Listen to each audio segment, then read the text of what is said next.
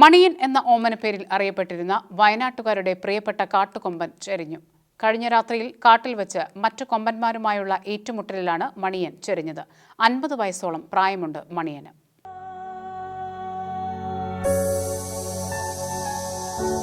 ഇന്നലെ രാത്രി കുറിച്യാട് റേഞ്ചിലെ ചെതലയം പുല്ലുമല വനമേഖലയിൽ വെച്ച് മറ്റ് ആനകളുമായുള്ള ഏറ്റുമുട്ടലിലാണ് മണിയൻ എന്ന നാട്ടുകാരുടെ പ്രിയപ്പെട്ട കാട്ടുകൊമ്പൻ ചെരിഞ്ഞത്.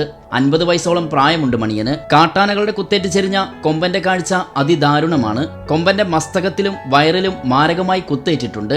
ആനകളുമായി വൻ സംഘടനം നടന്നതിന്റെ ലക്ഷണങ്ങൾ സ്ഥലത്തുണ്ട്. മണിയൻ ചരിഞ്ഞതറിഞ്ഞ് ദൂരസ്ഥലങ്ങളിൽ നിന്ന് വരെ നൂറുകണക്കിന് ആളുകളാണ് കാണാനെത്തിയത്. അപ്പോഴാണ് കണ്ടത് ആനയുടെ കുത്തേറ്റിട്ടാണ് മരണപ്പെട്ടിരിക്കുന്നത്. വയനാട് വന്യജീവി സങ്കേതം മേധാവി PK Asif, Kurichiyad assistant wild life warden Ratheeshan, forest veterinary surgeon doctor Arun Zacharia എന്നിവരുടെ നേതൃത്വത്തിൽ പോസ്റ്റ്മോർട്ടം നടപടികൾ സ്വീകരിച്ചു. Shekinah news bureau, Wayanad.